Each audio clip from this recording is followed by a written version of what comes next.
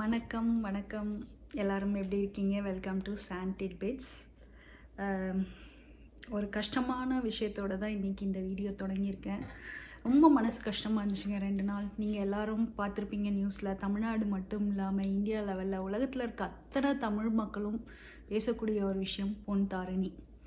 அந்த குழந்தை பட்ட கஷ்டம், அந்த குழந்தை ஏன் இந்த முடிவை தேடி போச்சு, என்ன ஆச்சு, எதனால் இப்படி ஆச்சு, யாரெல்லாம் இதை பண்ணியிருக்காங்க, ஏன் இத்தனை கஷ்டப்பட்டுச்சு அந்த குழந்தை, இத்தனை கஷ்டப்பட்டு இப்படி ஒரு லெட்டர் எழுதி வச்சுட்டு ஏன் இந்த முடிவை தேடி போச்சு, இதை எப்படி தடுக்கலாம்.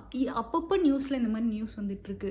ஐயோ இது மாதிரி விஷயம் கேட்கும்போது ஐயோ நம்ம குழந்தைய இந்த மாதிரி கோத்ரூ பண்ணுதோ, ஐயோ எப்படி நம்ம குழந்தை அப்படி ஒரு மாதிரி பேரனாய் ஆகுது. ஆஸ் அ பேரண்ட்டாக பார்த்திங்கன்னா என்ன பண்ண போகிறோம், நம்ம குழந்தைங்கள எப்படி ப்ரொடெக்ட் பண்ண போகிறோம் அப்படிங்கிற ஒரு பயம் நமக்குள்ளே வருது. ஸோ நான் அந்த குழந்தைக்கு என்ன ஆச்சு ஏதாச்சு அதை பற்றி பேசுகிறதுக்காக இல்லை, ஆஸ் அ பேரண்ட்டாக நம்ம எப்படி பாதுகாக்கலாம், நம்ம குழந்தைங்களுக்கு என்ன சொல்லித்தரலாம் அப்படிங்கிறத பற்றியும், இந்த சட்டம் நமக்கு எப்படி ஹெல்ப் பண்ண போகுது அப்படிங்கிறத பற்றியும் தான் இந்த வீடியோ. ஸோ முதல்ல விஷயமா பார்த்திங்கன்னா, ஆஸ் அ பேரண்ட்டாக நம்ம என்ன பண்ணலாம், நம்ம குழந்தைங்களுக்கு சின்னதுலேருந்தே எந்த மாதிரி சொல்லித்தரலாம்.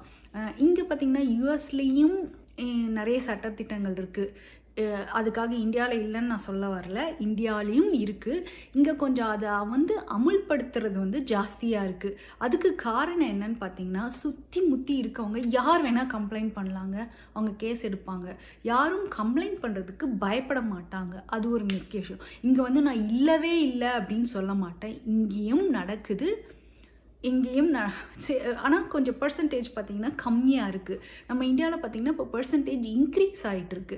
அதுதாங்க பயமாக இருக்குது. ஸோ அதுக்கான அதை எப்படி தடுக்கலாம் அப்படிங்கிற எனக்கு தெரிஞ்ச ஒரு சின்ன ஐடியா இல்லை விஷயங்கள் நாங்கள் இங்கே என்ன மாதிரி பண்ணுறோம். என்னோடய ஃப்ரெண்ட்ஸ் எல்லாம் சேர்ந்து நாங்கள் பேசியிருக்கோம், பெண் குழந்தைகள் இருக்க ஃப்ரெண்ட்ஸு, நாங்கள் எப்படி டீச் பண்ணுறோம், அது மாதிரி சின்ன சின்ன இது தான் உங்ககிட்ட ஷேர் பண்ணலாம் அப்படிங்கிறதுக்கு தான் இந்த வீடியோ. ஆஸ் அ பேரண்ட்டாக பார்த்திங்கன்னா, குழந்தைங்கள் வளர்ப்பில் 2 ஒரு விஷயம். ஒன்று நம்ம எப்பவுமே குழந்தைங்க நம்மக்கிட்ட ஓப்பன் அப் பண்ணி பேசுறதுக்கு ஒரு பிளாட்ஃபார்ம் நம்ம தான் அமைச்சு தரணும். எந்த குழந்தைங்க தைரியமாக எது பண்ணாலும் நம்மக்கிட்ட சொல்கிறதுக்கான ஒரு உறவு முறையை நம்ம ஆல்வேஸ் நம்ம தான் க்ரியேட் பண்ணி தரணும். அதுக்கான ஒரு பாலத்தை நம்ம தான் போடணும். ஸோ அதனால் எப்பவுமே ஒரு குழந்தை நம்மக்கிட்ட எதாவது சொல்லிச்சுன்னா உடனே அதெல்லாம் ஒன்றும் கிடையாது போ அப்படின்னு சொல்லாமல் அதை லிசன் பண்ணுவோம். அது என்ன சொல்ல வருது, அந்த குழந்தைக்கு என்ன பிரச்சனை இருக்கும்னு அவங்க லெவலில். நம்ம வளர்ந்த விதெல்லாம் வேறங்க. நம்மெல்லாம் ரொம்ப சேஃபாக வளர்ந்தோம். இப்போ காலம் மாறி போச்சு, அதுக்கேற்ற மாதிரி நம்மளும் மாற வேண்டியது, பேரண்டிங்கும் மாறுது. அதனால் அவங்க சொன்னாங்கன்னா அது கேளுங்க. நம்ம வளர்ந்த விதத்தில் பார்த்திங்கன்னா, சின்ன வயசுலலாம் ஏற்ற வீட்டு அண்ணா, பக்கத்து வீட்டு மாமா, மாடி வீட்டு அண்ணன், கீழே வீட்டு அண்ணன், எதிர் வீட்டு சித்தப்பானி எல்லாரோடையும் சுமூகமாக இருந்தோம். இன்றைக்கி காலம் அப்படி இல்லைங்க, யாரையுமே நம்புகிற மாதிரி இல்லை. அதனால் அதுக்கேற்ற மாதிரி நம்ம நம்மளோட பேரண்டிங்கும் மாற வேண்டியதாக இருக்குது. என்னென்னு பார்த்தீங்கன்னா, குழந்தைங்களை வளர்க்கும்போது 2 விஷயம். ஒன்று ஸ்ட்ரேஞ்சர்ஸ் கிட்ட எப்படி நடந்துக்கணும், ஒன்று தெரிஞ்சவங்க அவங்கக்கிட்ட எப்படி நடந்துக்கணும். ஸ்ட்ரேஞ்சர்ஸ்ன்னு வரும்போது ரொம்ப சிம்பிளுங்க. நம்ம சின்ன வயசுலேருந்து நம்ம வளர்ந்த விதமும் அப்படி தான்.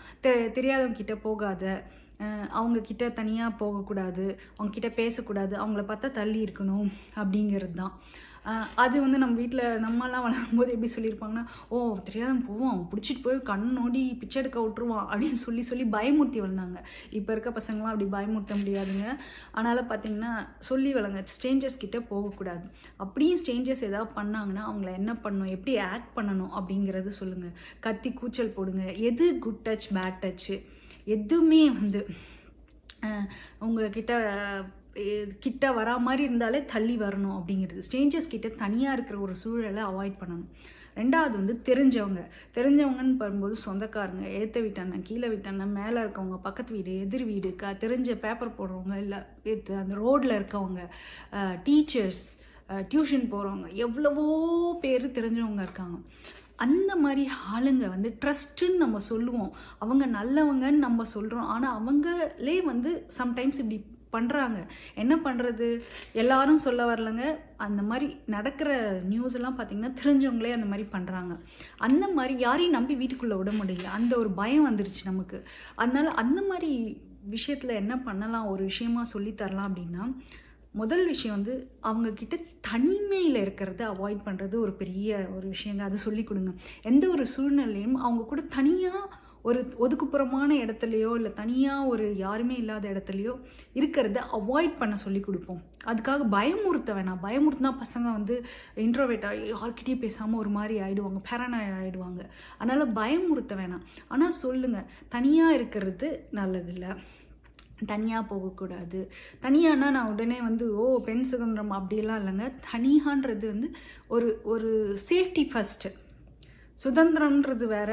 ஒரு சுதந்திரம்ன்றது என்னோட எண்ணங்கள் செயல்கள் எல்லாம் சுதந்திரமாக இருக்கணும். ஆனால் நான் தனியாக போவேன் அப்படிங்கிறது எப்படின்னா, அது வந்து குண்டு தைரியங்க. ஒரு இடம் சரியாக இல்லை அப்படின்னா அந்த இடத்துல அதுக்கான பாதுகாப்போடு போகிறது தான் வந்து துணிச்சலான ஒரு விஷயம். அந்த இடத்துக்கு போகக்கூடாதுன்னு சொல்ல, அந்த இடத்துக்கு எப்படி போகிறது பாதுகாப்பு, நான் எப்படி சேஃபாக போயிட்டு திரும்பி வருவேன் அப்படிங்கிறது தான் புத்திசாலித்தனம். அதை தான் நான் சொல்கிறேன். சரி, பசங்களுக்கு வந்து பயமுறுத்த வேணாம். ஒரு தனியான சூழ்நிலையில் இருக்க வேணாம். ஆல்வேஸ் வந்து ஒரு வாத்தியார் தனியாக கூப்பிட்டாருன்னா போகாதீங்க. கூட ஒரு படியை கூட்டிகிட்டு போங்க. படி சிஸ்டம் எல்லா இடத்துலையும் இருக்குங்க. இங்கே கூட பார்த்தீங்கன்னா படி சிஸ்டம், படியெலாம் போங்க. நம்மலாம் சின்ன வயசில் பாத்ரூம் போனால் பார்த்தீங்கன்னா தனியாக போக மாட்டோம்.